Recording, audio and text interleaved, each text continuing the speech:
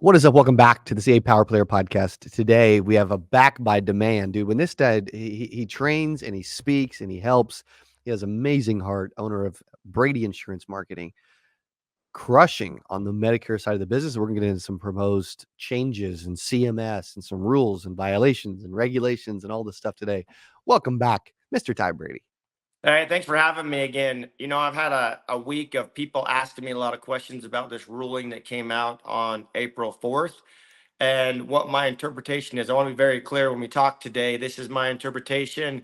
And, my 15 years being in the business, I've seen a lot of things, but I think it's really going to equal the playing field when it comes for me specifically when I'm recruiting and basically the comp that a street agent is able to receive. So Mhm. I think it's going to level the playing field. There's a lot of other things that'll come in 2030, but those aren't going to affect us right now. But the big thing is everyone was thinking that it was a doom and gloom, that FMOs were going to be going away and all the override that went to managing FMOs or MGAs or GAs was going away. And my interpretation of that is not the case. So I can continue on if you dig into my interpretation. But yeah, thanks for having me on. I'm excited to talk about that today.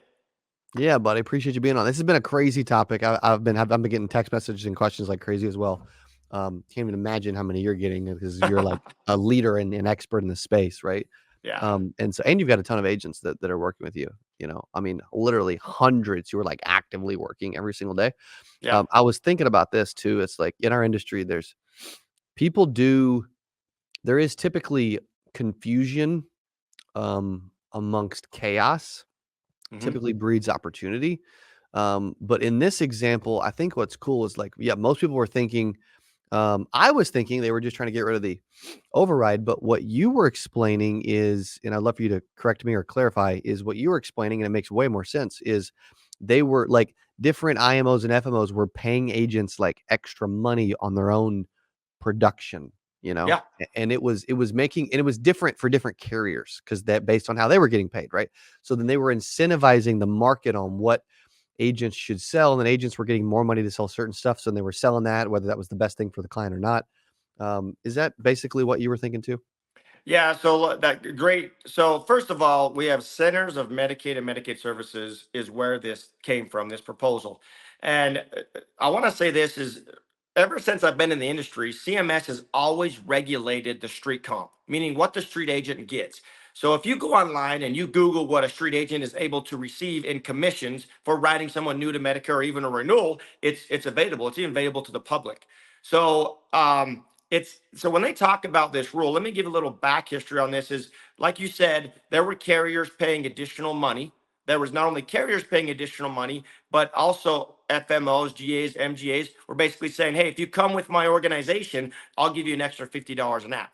And then they also said, hey, HRA money. So that's gone away. So there was carriers paying $225 every time the agent completed an HRA transaction, or they're paying 50. So CMS says, hey, we've got to equal the playing field, and they call it FMV, fair market value. What is the fair market value for the services that we provide? And keep in mind, CMS has only regulated the street comp. Now, this is my interpretation and everything that I've read. It's almost a 1,400-page document. And I just want to talk about comp for a minute because a lot of agents or even managers of mine are like, why should I recruit if the override's going to go away? Because that override is what we use to spend in training. That override is used to provide maybe with lead co-op or opportunities that the agent may have. It wasn't necessarily additional comp. So I like it from the standpoint that the another IMO or FMO is not going to be able to use those dollars as leverage saying, hey, I know street comp is 711. That's what it is for 2025. I'm going to give you 751 and give them more dollars. So for me, I'm excited to hear that the comp is going to be equal. It makes it easier for agents because they can't be bought. And I've always been of a sound mind of I don't start a relationship over money. And my mentor, my manager was very clear in saying, hey, you got to earn your override. And there's a big carrier that I've been established with for a long time. The carriers even have in most cases have guidelines or strict rules that an agent needs to do in order to get additional compensation. Mm, So in the ruling, Centers of Medicaid and Medicaid Services made a ruling on what street comp can be. 711, there's something for 2025 and 26 and 28 and 27. Now, there can be no additional compensation. It's all in cap. Now, CMS has never regulated from street to the very top contract, which in a lot of cases is an NMA. They've never regulated the in between commission that can be paid. So, in the proposal, it says this: it does not extend to the relationship or the contract between the MAO, which is a Medicare Advantage organization. So it does not extend to MAO, Medicare Advantage organization, to a TPMO marketer, which is myself. Now, Mm, my agents fall under a TPMO marketing guidelines. So if they produce leads or do mailers, there's requirements they have to follow. So, but it does say there specifically, it does not extend to. Now, because the agents are getting more comp, I could see the carriers coming back and messing with the amount of comp or override that's available between all those different levels, but it may not. That's just speculation. And then there's a bunch of other things that go into 2023 or 2030 and a few other regulations that are coming down the pipe. But in my interpretation, agents got a raise. That's a good thing, right? They're yeah. not going to be able to go chase different FMOs and IMOs or NMAs to get more comp because we're all supposed to be on equal playing field and say this is what you can receive. You need money to go market. You need money for this. It's included in those dollars. You need to pay for a CRM tool. It's in those dollars. Now, in order to get a management contract, to have that contract I just talked about from an MAO, Health Medicare Advantage organization, to the TPMO marketer, which is a third party marketing organization, which is myself, that those are yet to be determined, right? Those are conversations I believe I'm going to have with the carriers as the carriers continue to roll out these new regulations so that we're all compliant. The other thing too is when the sky is falling, and I think you said this opportunity, is on the other side. I think there's great opportunity, and this market is still very underserved. One thing that I want to make very clear as well is I think a lot of people were standing by waiting for this proposal to be passed and see what it looked like. And I've always been the one to say, just go to work. The rest of it will figure itself out. You can still make a living. The sky isn't falling. Let's say they cut my override in half. Big deal. I'll figure it out, right? But the agent's got to raise. Though they should be able to do those things and buy your CRM tools and buy additional leads and help more people. Because at the end of the day, this is a service industry and Mm, service is first and the money is a byproduct. It was never about the money. And the industry got away from money first. I look at it this way as well. During COVID, the service aspect kind of went by the wayside because you couldn't get certain things. And right. I'm telling you right now, I think people are willing to pay for a service that typically weren't wanting to pay for in the past. I'm willing to go to a restaurant where I'm taken care of and be served, and may pay a little bit more money. But people are looking for opportunities to serve and people to serve with. So I think it's a great proposal. Do I like all the changes? No. But as it comes to comp and override, I think we're fine. Yeah, I do too. And as well, like I've always heard of, I'm curious your thoughts on this too. I've always heard of like different organizations like paying someone like a lump sum of cash to like recruit them, right? And that tends to happen a lot too. I know that from your comment earlier, you may not be a huge fan, but what's your thoughts on that? And have you heard that happening as well? Absolutely happens all the time. I mean, it And comes and I didn't and think it was supposed to happen because they will never put it in writing, no, right? no. But for me, I'm all about bringing value. What value can I bring? How can I get you from writing 5 applications to 20? Because I've proven it. The systems and strategies. If it Correct. is about comp, if somebody starts having a conversation with me about comp, they're not my person and they're Mm, not right for my organization.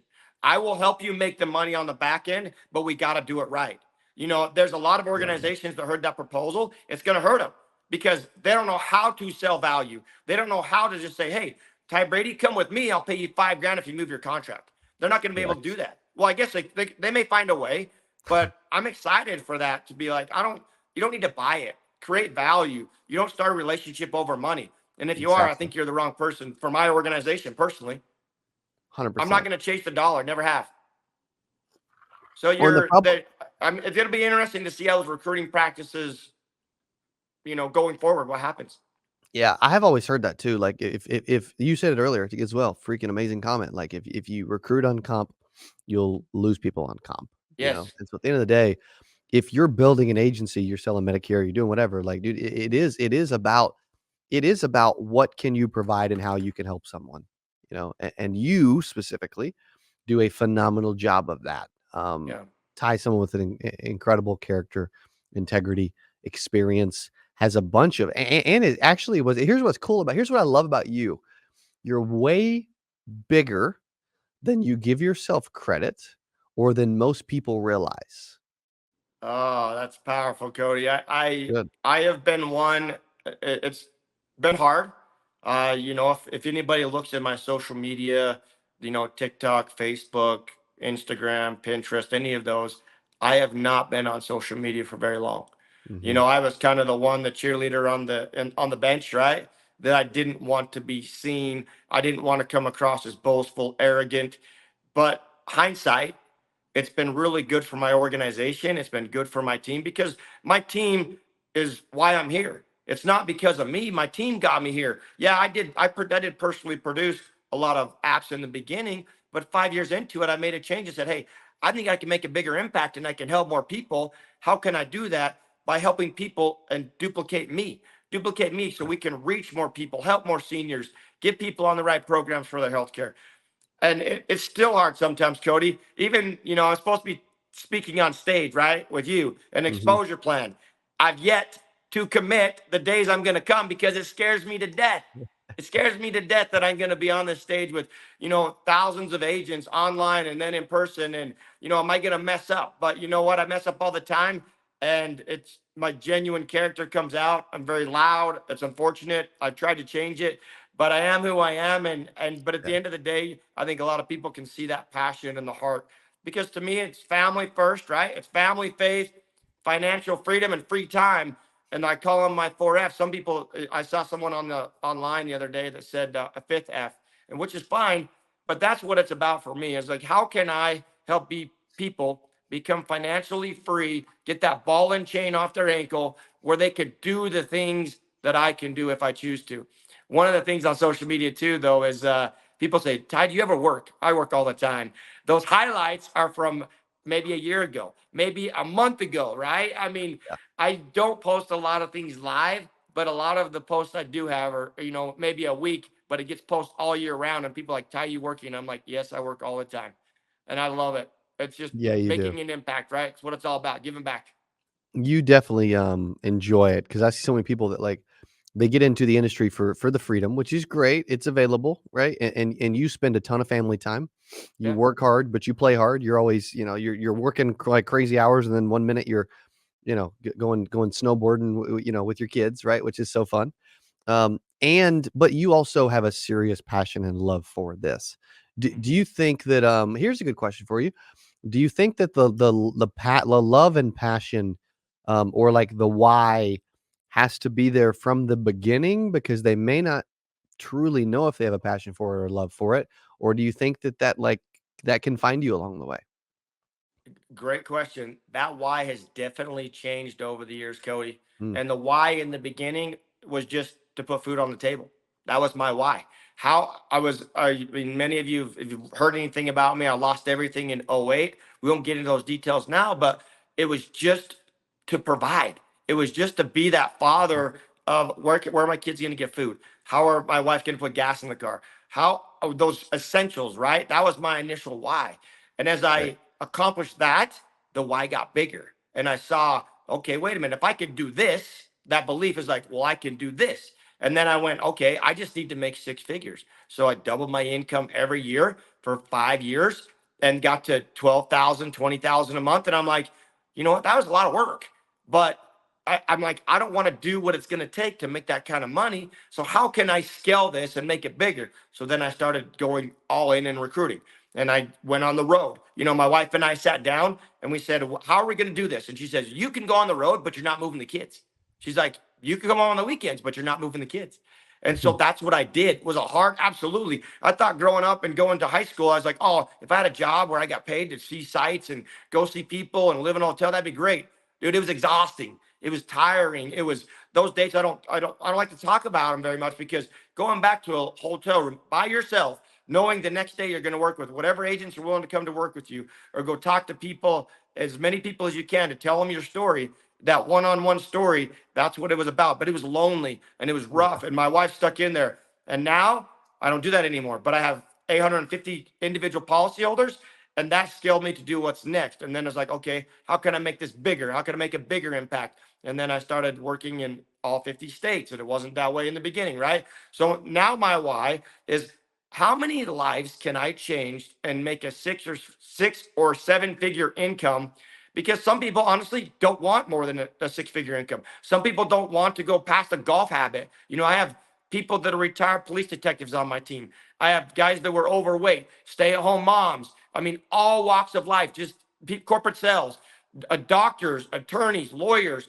I Mm. mean, they're all the same, attorney and lawyer, but all these people were looking to get financially free so that they get paid when they sleep, so that they can take their kids to that dream vacation or that trip of the lifetime. And then it's interesting to me is after they've got in it, they're like, well, there's something to this. I mean, my attorney guy, he gave up he sold his practice a year ago. He sold his practice Mm. because he's like, I don't want to do that anymore. But his why in the beginning was, I want to have 100 Christmases. I want to provide 100 Christmases, which means 100 attorneys. He got to 33 attorneys, had a bad day at work where one of his attorneys didn't show up to a court case. It was absolutely catastrophic. It was playing defense. He had to get everything back on track because his attorney didn't show up. It was one of his employees. After that, he ended up selling his practice and says, hey, 33 was enough. I'm going to go do something different. But that's the opportunity that we have, is that why can change and that why can shift. But that why is crucial because the why drives the passion and the passion drives the how. And if you have the passion, you never work a day in your life. If you Yeah. love what you do, you never work a day in your life. And you may not like it, right? And I tell agents, start part-time, full-time, or sometime. And if you like it, go all in, right? I mean, there's people that just don't like it, and that's okay. I don't like financial service products. I don't. I never have. I Hmm. mean, I've sold a lot of them, but I gave them up. I'm like, I just can't do it. It wasn't me. But I found my passion, and I continued to work on different whys because I've accomplished all my whys. We did a show on Dream Board, accomplished all those, right? You've got to keep striving for more, or you're dead in the water because you're either there's no such thing as stagnant, right? Either you're degressing or you're going uphill. There's no stagnant. You're not comfortable because if you're not moving, you're going down. So true. Yeah, so true. If they want to learn more about Brady Insurance Marketing and or jump on and speak to you, what should they do or where should they go? I will say this: if you're going to call me, please leave a message. I get a lot of spam calls, and I promise you this: I will call you back. That is a promise. And that is, I'll give you my direct number. It is 1-385-800-1956. That is 1-385-800-1956. You can also reach me on almost all the platforms. There are a few I may not have. So you can reach out to me on Pinterest, Facebook, YouTube, TikTok, all of those platforms, and just shoot me a DM and say I'd like to tag, I'd like to chat. I may not be able to help you in your wheelhouse. I talked to a guy recently that he wants to start a collection agency. So I had a conversation about how I may be able to help him.